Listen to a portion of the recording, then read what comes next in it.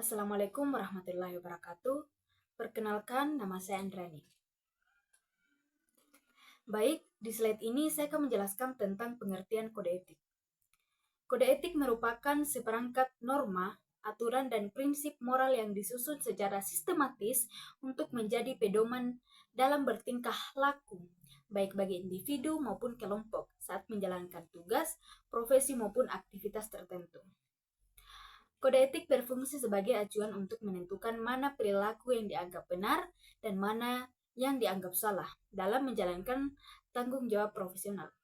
Dengan adanya kode etik, seseorang dapat menjaga sikap dan perilakunya agar tetap sesuai dengan nilai moral, integritas, dan kejujuran yang berlaku di lingkungan profesinya.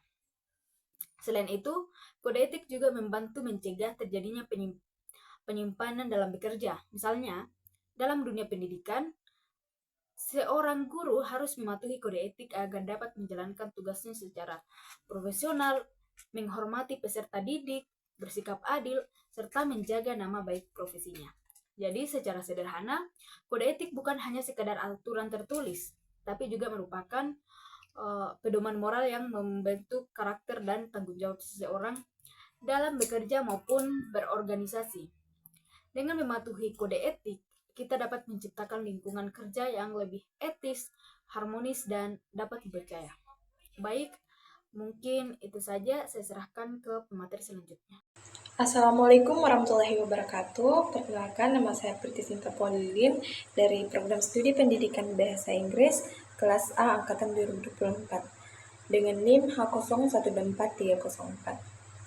Pada kesempatan kali ini, saya akan menjelaskan tentang pentingnya kode etik dalam suatu profesi atau organisasi. Pertama, kode etik berfungsi untuk menjaga integritas profesi dan organisasi.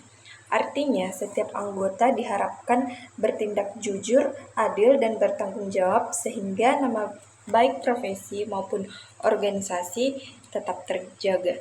Yang kedua, kode etik dapat meningkatkan kepercayaan publik. Ketika masyarakat melihat bahwa sebuah profesi memiliki aturan moral yang jelas dan ditegakkan dengan konsisten, maka kepercayaan terhadap profesi tersebut akan semakin kuat. Dan yang ketiga, kode etik juga mengatur perilaku anggota. Dengan adanya pedoman yang jelas, setiap anggota tahu mana yang boleh dan tidak boleh dilakukan dalam menjalankan tugas. Selanjutnya, kode etik berperan dalam mencegah konflik dan penyalahgunaan wewenang. Dengan aturan yang tegas, anggota organisasi bisa menghindari tindakan yang dapat merugikan pihak lain atau merusak reputasi profesi. Berikutnya, kode etik meningkatkan profesionalitas. Anggota yang patuh pada kode etik akan bekerja secara etis, disiplin, dan bertanggung jawab sesuai standar profesinya. Selain itu, kode etik juga menjadi dasar dalam penegakan disiplin. Jika terjadi pelanggaran, organisasi memiliki dasar yang jelas untuk memberikan sanksi dan membina anggotanya. Dan terakhir, kode etik membantu mewujudkan tanggung jawab sosial. Artinya, profesi tidak hanya bekerja untuk kepentingan pribadi atau lembaga, tetapi juga memperhatikan dampaknya terhadap masyarakat dan lingkungan. Jadi, secara keseluruhan, kode etik sangat penting untuk menjaga kehormatan, kepercayaan, dan profesionalitas sebuah profesi maupun organisasi. Baik, Assalamualaikum warahmatullahi wabarakatuh. Saya Nadila akan memaparkan materi tentang tujuan kode etik. Kode etik dibuat dengan beberapa tujuan penting. Yang pertama, menetapkan standar moral. Artinya, kode etik berfungsi sebagai acuan perilaku agar setiap anggota berorganisasi bertindak sesuai nilai moral yang baik. Yang kedua, melindungi kepentingan publik. Kode etik membantu memastikan bahwa pekerjaan atau layanan yang dilakukan tidak merugikan masyarakat. Dan yang ketiga, menjadi pedoman menghadapi dilema etis. Saat seseorang dihadapkan pada situasi yang membingungkan antara benar dan salah, kode etik memberi panduan untuk mengambil keputusan yang tepat.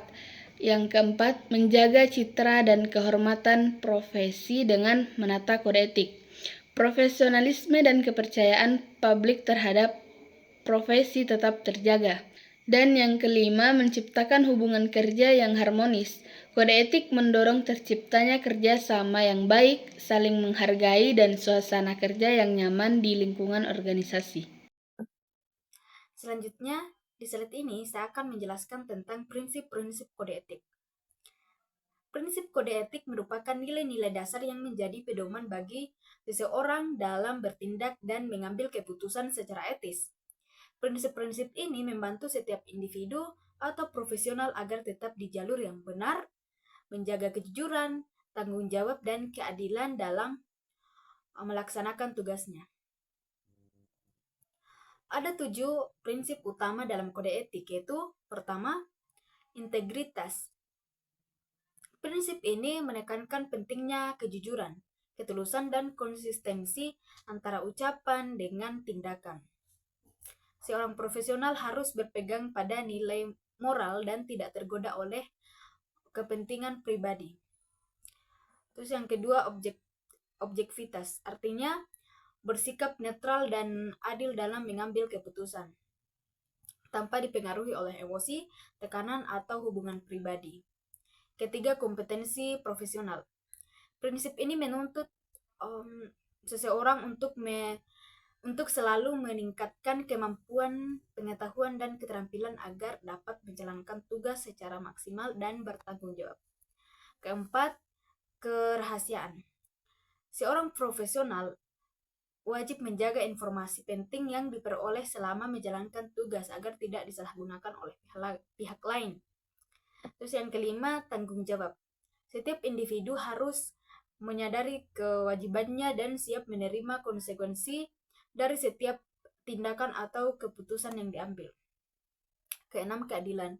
Prinsip ini menuntut kita untuk memperlakukan semua pihak secara setara, tanpa diskriminasi, dan menjunjung tinggi nilai kemanusiaan.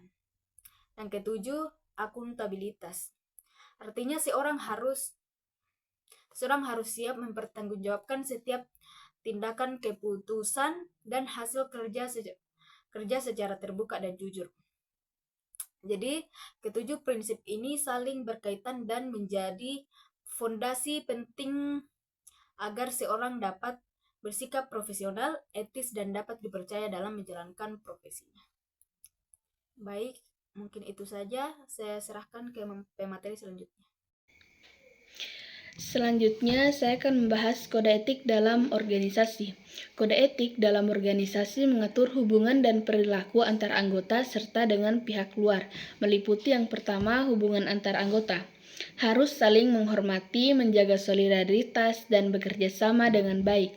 Yang kedua, hubungan dengan masyarakat. Organisasi harus memberikan pelayanan terbaik dan berkontribusi positif bagi lingkungan.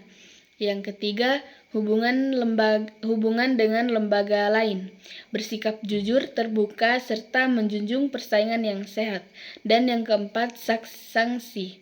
Jika melanggar kode etik, anggota bisa mendapat teguran, peringatan, hingga pemecatan sesuai tingkat pelanggarannya. Baik, perkenalkan, nama saya Muhammad Aidil Rijar dan saya akan membawakan materi yakni studi kasus pelanggaran kode etik. Poin pertama itu ya kasus profesi kedokteran, yakni adalah seorang dokter membocorkan data rekam medis pasien kepada pihak asuransi tanpa izin. Hal ini melanggar prinsip kerahasiaan. Sanksinya berupa pencabutan izin praktik sementara oleh IDI. Dan yang kedua itu kasus profesi jurnalistik. Seorang wartawan menulis berita tanpa verifikasi sehingga menimbulkan keresahan masyarakat.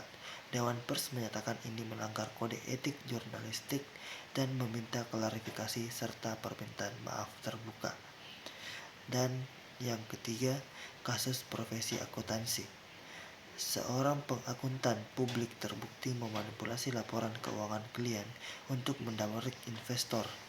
Pelanggaran ini melanggar prinsip integritas dan objektivitas, sehingga izin praktiknya dicabut oleh Ikatan Akuntan Indonesia.